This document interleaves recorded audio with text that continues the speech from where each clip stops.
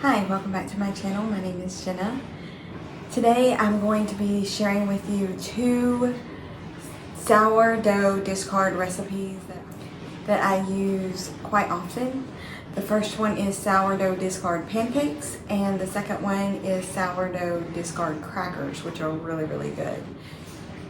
It's been a while since I have kind of fallen into that sourdough starter journey, and I have done it and stopped several times because I couldn't keep it alive and I really didn't know what I was doing. So several months ago, I got some sourdough starter from my friend, and I've managed to keep it alive, thank goodness. And what I decided to do was not push myself to make these grand sourdough loaves of bread and everything like that. I told myself I'm going to keep it alive, and I'm going to start with discard only recipes because they tend to be easier and you tend to have more success. And my problem was I was trying to make these really what I considered hard recipes, and then it wouldn't turn out and I would get so discouraged. So that's what I told myself. I'm going to keep this starter alive, and I'm going to start with discard only recipes. And when I get comfortable using it as a discard and feeding it and keeping it alive, then I will start going and trying the different, more established sourdough recipes. So this is what I've decided to do. Not everybody has to do that. For me, I needed some success in something to do with the sourdough because I had failed so many times before. So if you're like me and you just need something to work and be good, these are the recipes that I suggest trying first. The first thing I'm going to be making is sourdough discard pancakes. I have pulled my discard from the refrigerator where I keep it, and it is unfed. You can also use fed sourdough starter.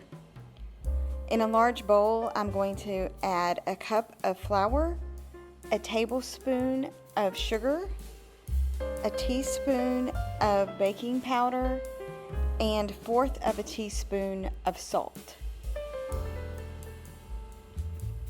I'm just going to whisk all of that together, and then I'm going to set it aside and start on my wet ingredients. In a small bowl, or in this case, a measuring cup, I'm going to add 1 large egg, 1/2 cup of sourdough discard, a tablespoon of vegetable oil.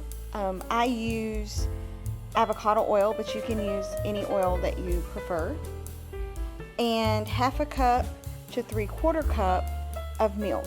Now this is all depending upon your preference of how you like your pancake mix, whether it be a thicker or thinner batter.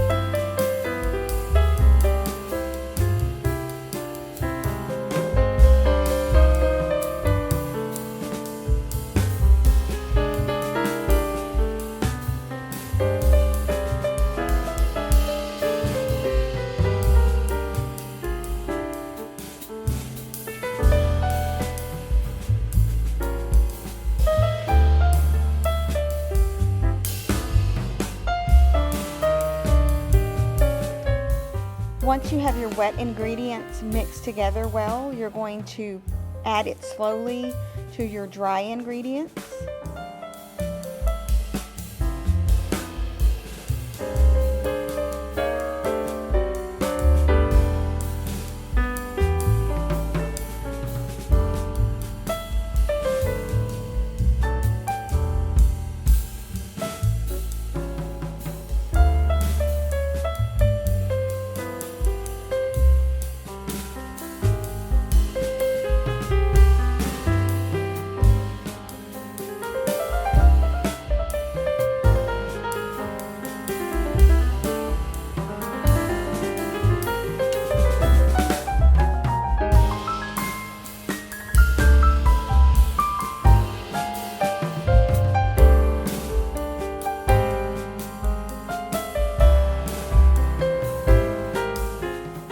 once I got both of my wet and dry ingredients mixed together, I realized that I needed to add a little bit more milk to the batter to make it the right consistency that I like. I like a thicker batter, but not quite that thick.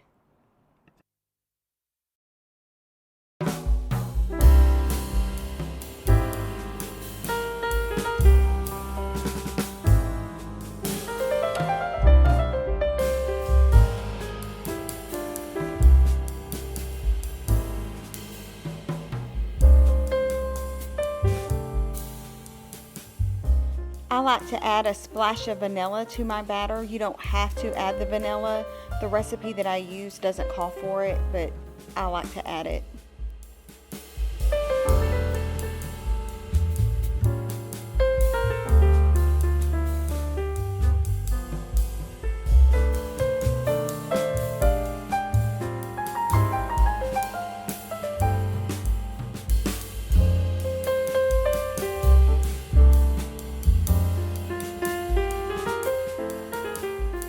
I've sprayed my griddle. It's a non-stick griddle, but I go ahead and spray it anyway. I'm not very good when it comes to pancakes and not burning them, and you will see that I'm not a very good flipper of the pancakes either, but they always turn out good even if they don't look pretty.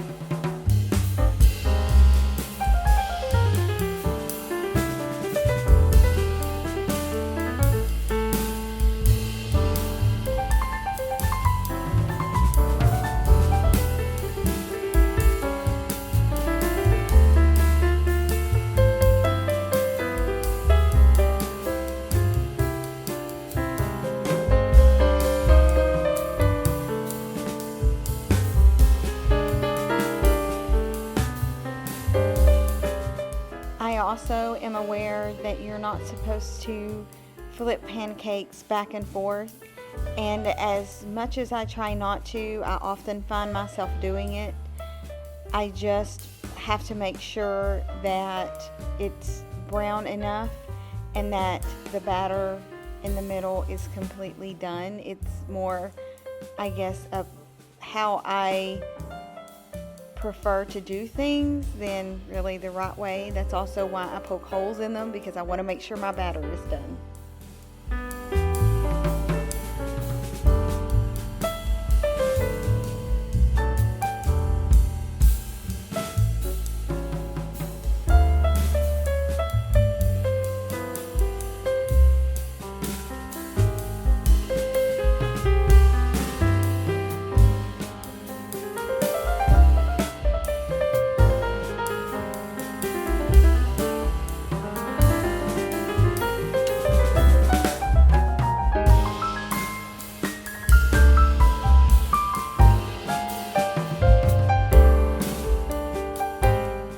My son prefers chocolate chip pancakes, so since my daughter doesn't like chocolate chip pancakes, I just pour them onto the pan and then I just sprinkle chocolate chips over the top of them.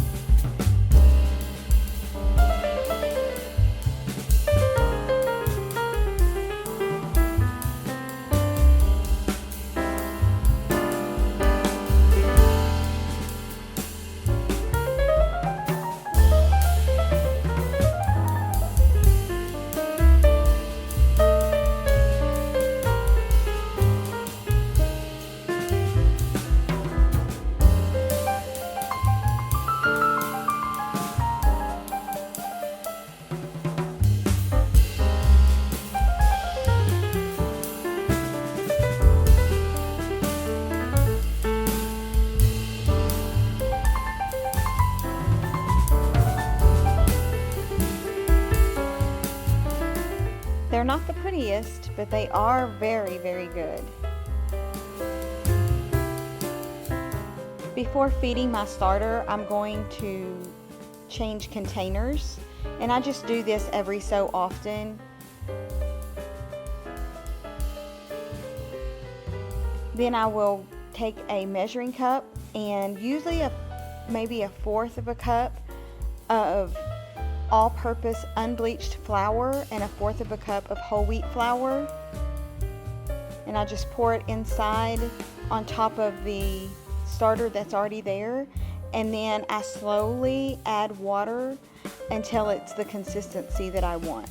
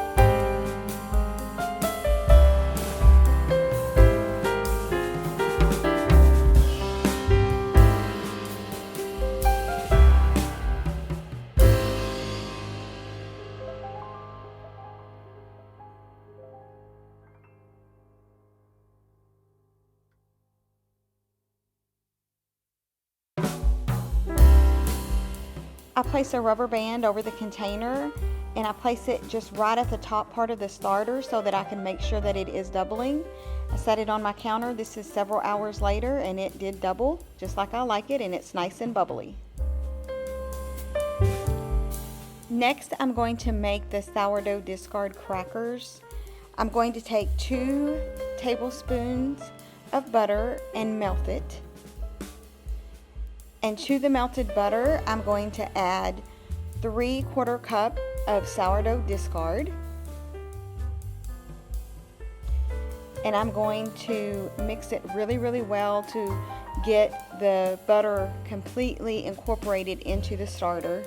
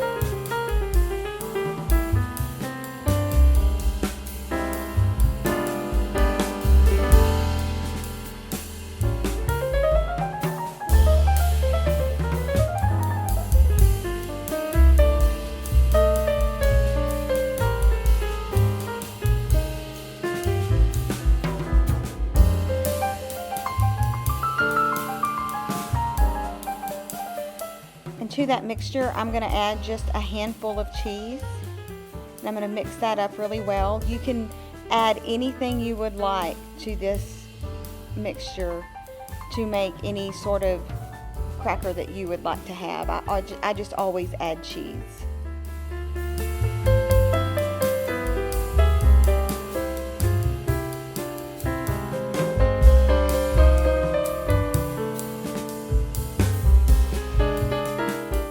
I take my large sheet pan and put down 2 silicone baking mats, and you want to spread this mixture really, really thin.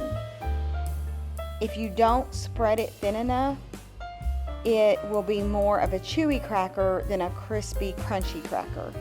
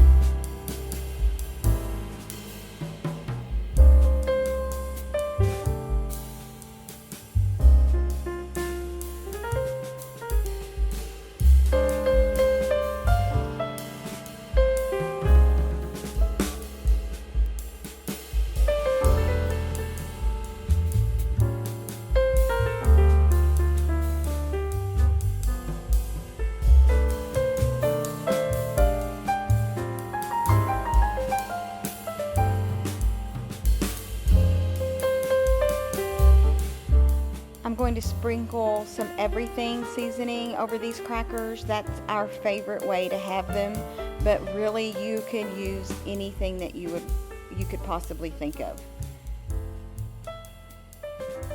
Then I'm going to place it into a preheated oven at 350 degrees. After letting them bake for 7 to 10 minutes, you're going to pull your pan out, and this is when you're going to go ahead and cut your crackers. I make them fairly thin and small, but you can cut them however you want, however small, however large you want. Then you are going to place them back into the oven and bake for another 15 to 20 minutes.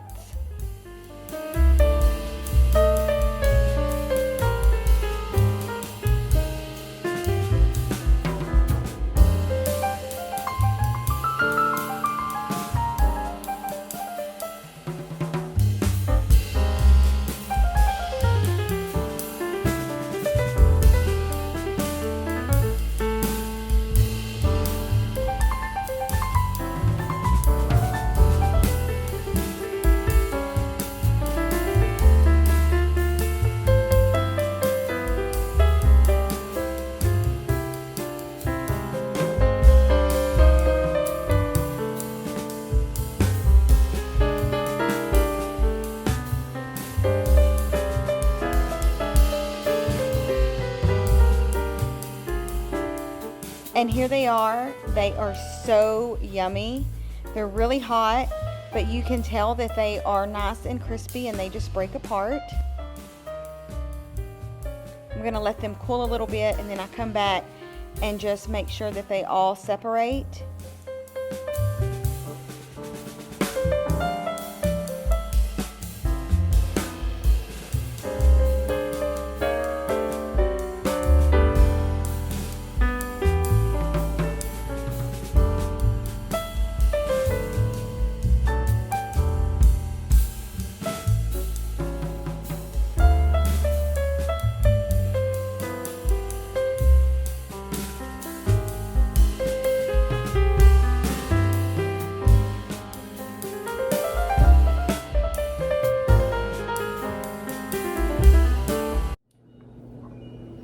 So they're nice and crispy. And they're so good. I'll usually put them in a Ziploc bag and they're usually gone by the end of the day. It's a nice little snack and they're so easy to make. Let me know if you tried this recipe. I'd really like to know all the different toppings that you try with it. And I'll see you next time.